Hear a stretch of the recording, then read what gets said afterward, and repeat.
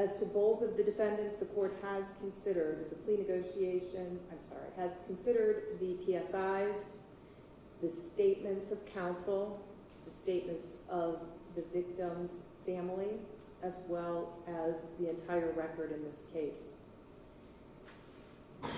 Based upon the facts and circumstances of the case and consideration of the relevant sentencing factors, I am to apply the minimum sanction that the court has determined will protect the public, promote the rehabilitation of, and punish the offenders without imposing an unnecessary burden on state or local resources. So as to Tyler Stafford, on count 1 of the indictment, the court will impose a sentence of 6 months incarceration for the crime of assault, a misdemeanor of the first degree. I will note that the Summit County Jail is overcrowded, and misdemeanants are not generally held at the jail. Mr. Stafford will likely be moved to the Cask facility or to a jail in a neighboring county.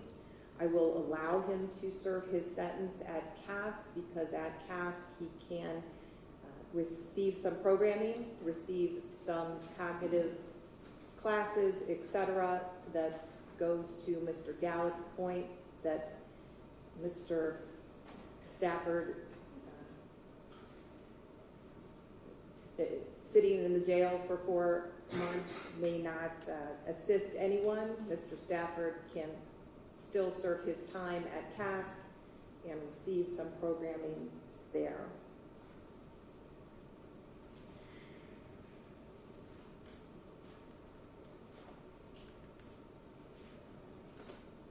As to defendant A, Mr. Deshawn Stafford, as I stated, Mr. Stafford has been found guilty of 1 count of aggravated assault, a felony of the 4th degree, and 1 count of misdemeanor assault.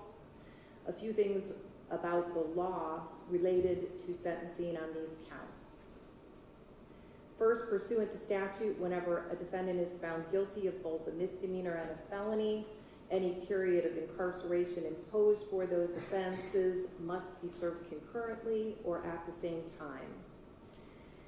Second, pursuant to statute, while there may not be a presumption of probation, certainly I agree with Mr. Sin that many 4th degree felonies do result in probation. For most felonies of the 4th degree, indeed, Ohio law under the TCAP statutes requires those sentences to be served in the local jail and not in the state prison system. However, where the offense is an offense of violence, as is the crime of aggravated assault, and where the seriousness of the offenses is considered and other factors are present, a prison term may be imposed. In this case, the maximum prison term that the court could impose is 18 months incarceration. I have considered all of the relevant factors. I do believe that this case is among the most serious forms of the offense of aggravated assault.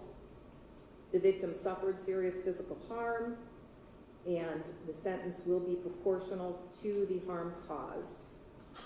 The defendant also has a misdemeanor crime of violence and a felony offense as a juvenile, and he did have violations of pretrial supervision and GPS monitoring, which may indicate a likelihood that community service or community control would not be successful.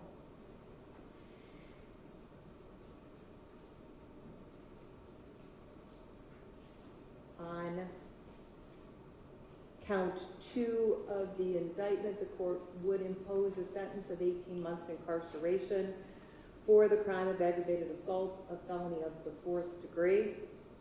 On count 4, the court would also impose 6 months of jail sentence for the crime of assault, a misdemeanor of the 1st degree.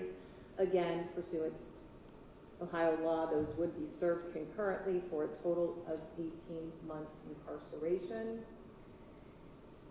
Mr. Stafford, you may also be subject to up to a 2-year period of post-release control following your release from prison.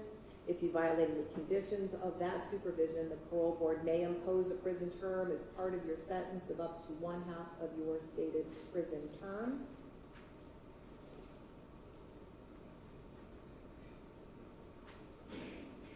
I'm not going to impose any fines. I will order that the defendants pay court costs.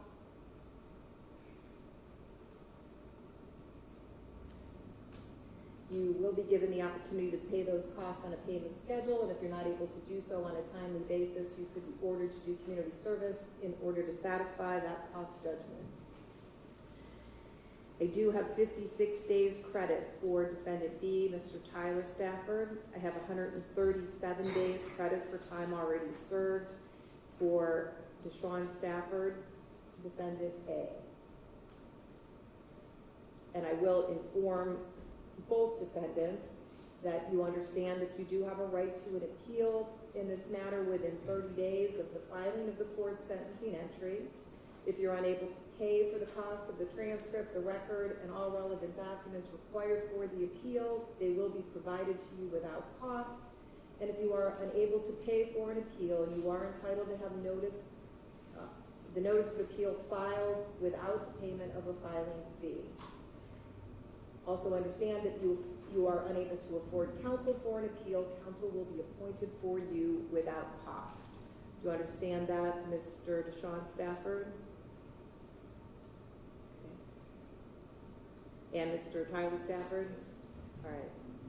Very good. Mr. Sin, I know you've discussed an appeal with your client. Is it his request that counsel be appointed for that purpose? I'd like to have him talk about it with somebody, so yes, you should have that opportunity. All right, I will. I don't want to be that way. Understood. Makes, generally, trial counsel is not counsel for an appeal. Give everything a second look. I will get counsel appointed for Mr. Stafford.